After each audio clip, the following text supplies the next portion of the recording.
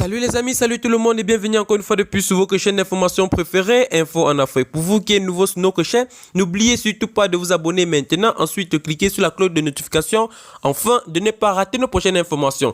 C'est parti. Eh bien les amis, aujourd'hui nous allons faire un petit tour du côté du Mali, puis précisément du côté de Sévaré, où le camp militaire de la garde nationale a été attaqué. On peut décrire cela comme tentative d'un nouveau coup d'état échoué, car l'objectif visé sur ce camp militaire était de prendre la peau du président Assimi Goïta. Pour plus tard dans ce sujet, les amis, c'est parti après notre petit générique. Bon visionnage.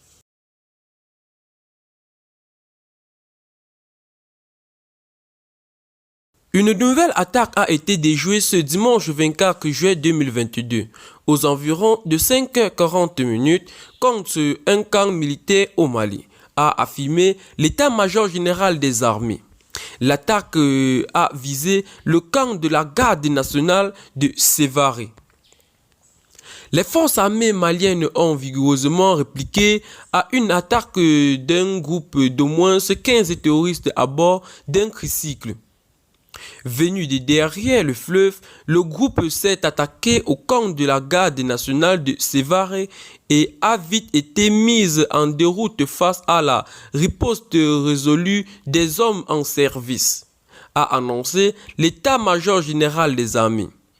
Aucune perte en vie humaine ni de dégâts matériels n'a été déplorée du côté des forces loyalistes, alors que du côté des assaillants, un terroriste localisé, 7 suspects interpellés.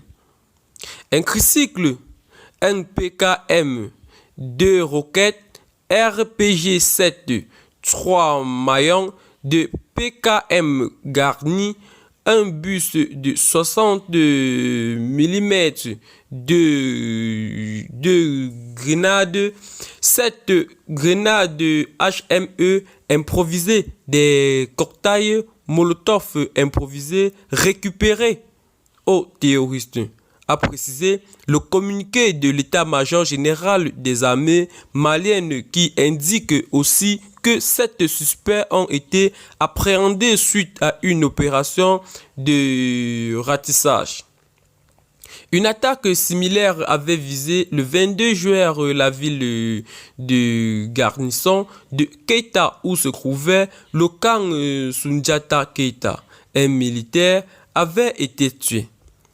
Eh bien les amis, pour ce qui est notre petite information ce matin, nous constatons que le président Assimi Goïta, qui est notre président chef de la coalition, a beaucoup d'ennemis. Il risque sa peau pour nous protéger. Donc nous implorons notre président de prendre beaucoup de mesures pour éviter que cette tragédie puisse l'atteindre, car notre président actuellement se fait des ennemis un peu de partout dans le continent. Eh bien les amis, c'est dans ce pas que nous allons nous séparer pour ce qui est de notre petite partie d'information. Si vous avez aimé la vidéo, n'oubliez surtout pas de la partager. Ensuite, cliquez sur la cloche de notification afin de ne pas rater nos prochaines informations. Bye bye.